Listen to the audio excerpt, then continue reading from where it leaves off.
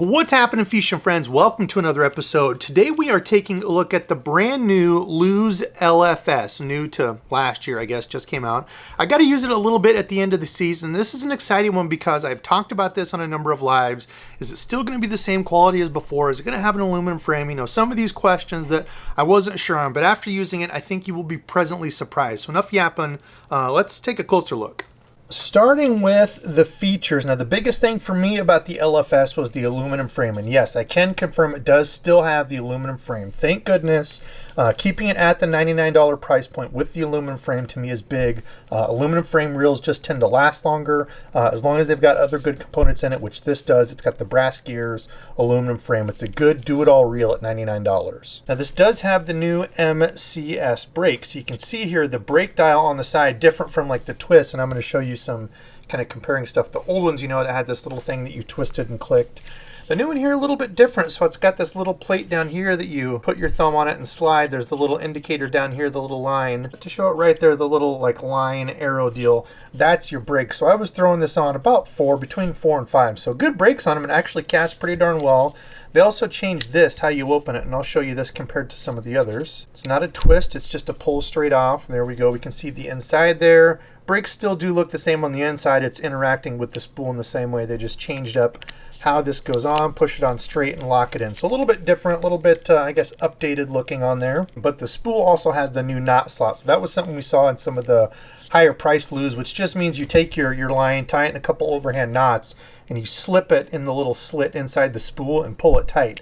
Then you can just reel your line on. So instead of having to tie directly to the spool, kind of a nice thing, you know, a little added piece of, you know, trickle down from some of the higher cosmetic parts on more expensive reels. I do like that it's got the 95mm handle, and it's also got the updated knobs. So these were on, the first reel I had this with was the BB1. I actually gave the one I had away. I liked it. It was a nice reel. Somebody just needed one for cranking, so I gave it to him. But it does have these where they kind of flare up. I like that. Unlike the old, you know, regular Lew's, they were just flat. These weren't horrible.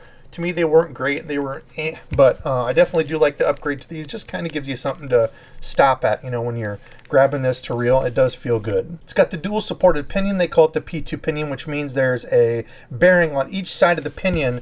So if you don't know, the pinion is the piece that interacts with your main gear in there, and it's got 2 bearings on each end. So the pinion fits through here and here and holds that on each end. It helps keep it stable. You notice some reels when you're reeling or you get a bigger fish on or something, you'll hear that kind of clicky grinding.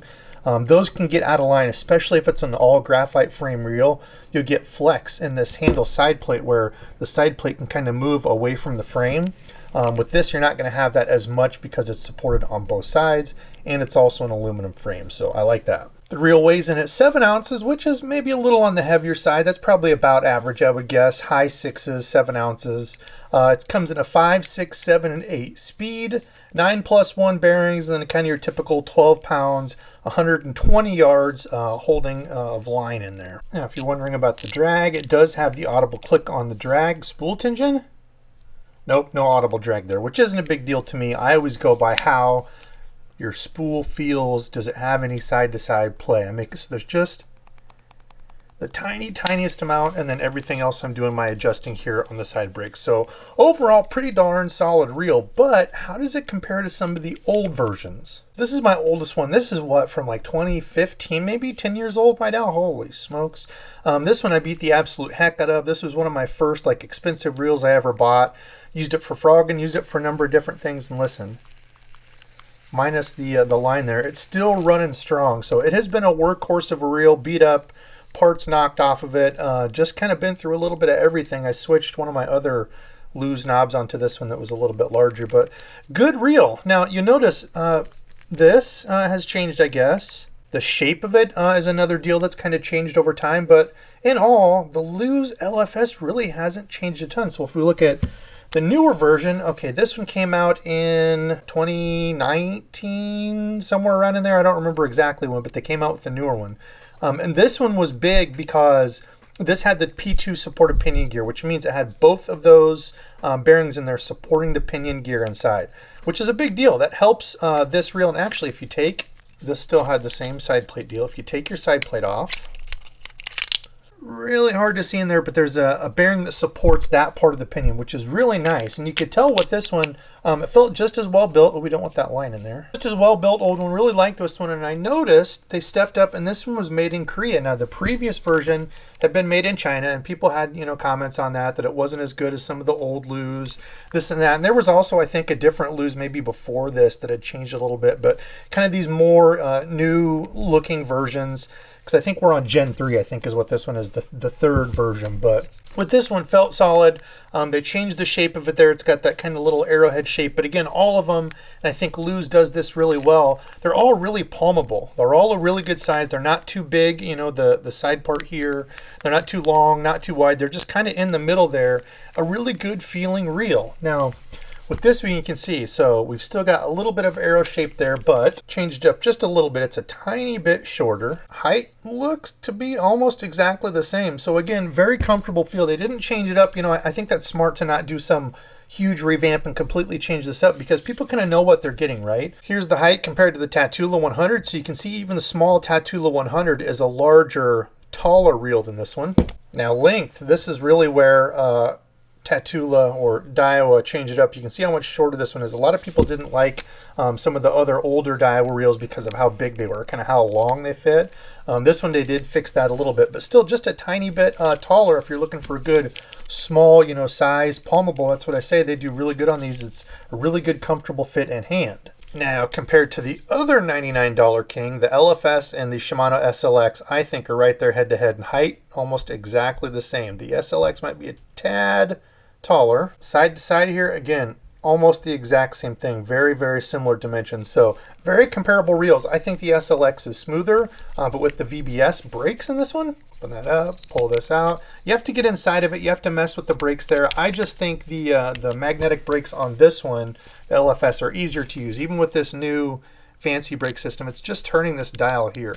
Maybe not quite as easy as the old way. You kind of got to use your finger in there or the side of your thumb, something like that, but still I think easier to use. You don't ever have to get inside of it. A little bit easier for beginners, I feel.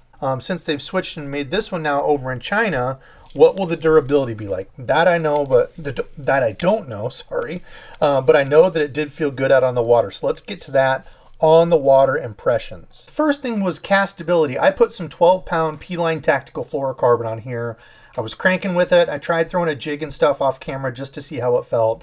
And the casting of this feels really good. Now I had Chris helping me in the demonstration here, and he actually was testing a few different reels for me. I was getting some footage, and he said, oh, what's this one? This casts pretty nice. And it was this, the $99 Luz LFS. Now I was even testing some a little bit more expensive reels with it. So firsthand, if you were to just close your eyes, again, it's that simple casting, nothing crazy to it. Adjust the brakes. Now, is it going to be the farthest casting and, the smoothest of all these reels? Maybe not, but again, at the $99 price point, comparing it to other $99 reels, it does very, very well in its class. Now again, palmability, just the feel in hand of this, I don't care how much a reel costs, if it doesn't feel comfortable in your hands, you're not going to want to fish it. And the Luz LFS has always been one to me that is a good, small, palmable frame size. Even if you have smaller hands, it's comfortable for everybody.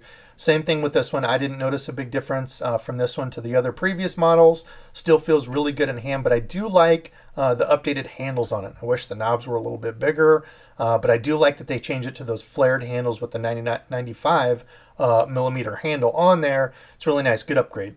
Now actually getting this baitcaster in hand and reeling it felt good. Even under load, I was throwing, like I said, some crankbaits. I tossed a spinnerbait on it. Some reels can feel good if you just hold them in your hand and reel it, but then actually get it under some load, some resistance on it, bringing in some sort of bait that is pulling, like a spinnerbait or, a deeper diving crank, something like that. The reel can feel grindy or clicky, pretty cheap, but this had no trouble with that. Felt good in hand, throwing those types of things. So what I would come to expect from the $99, previous LFS with that P2 dually supported pinion, I think that is a great, great deal. You see all graphite framed reels that don't have that are, $70, $80. To me, it's a no-brainer. Spend the extra $20 and get an aluminum framed reel with that support. It's going to last you a lot longer in the long run. All right, so what are my final thoughts on this? Well, I kind of explained it through the whole review, and look at this. It's very similar to the old versions. Now, it's got the same upgrades and things that I've already talked about enough. that I think still make this one of two best $99 reels. This or the Shimano SLX, I think, are right there, kind of king at $99. Pick your poison. Both are really good reels. This one a little bit easier for beginners. SLX is a little bit smoother. Some people just like the Shimano feel, or they're Shimano fanboys. Whatever, it's your choice. But I think this is still a really good option at $99. Felt good on the water. It's got the same comfortable feel in hand.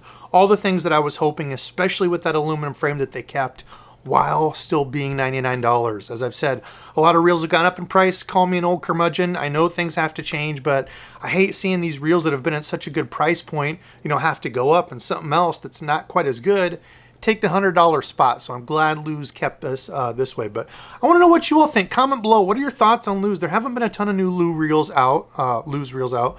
I got this one and the gold one, the new Custom Pro, whatever it is. Much more expensive reel, like $280, something like that. I don't remember off the top of my head. And this one for $99. So more Lew's reviews coming down the pipe. I still need to do a review on the rod. I did get one of their rods last year that I really liked as well. But comment below. Let me know your thoughts on the LFS. Are you going to pick up one? Are you still a fan of the LFS, or have you moved on to something different? Now, got more reviews coming down the pipe, but I also got to thank today's subscribe fishing friend is going to be the Sloth. Always in the live shows. I love the name. We had a buddy in high school that we called Sloth. Always supporting. So thank you to all the members out there who support, everybody that watches each week. I couldn't do this without all of you supporting. So thank you. I love y'all. I got to edit. Thanks for watching. Until next time.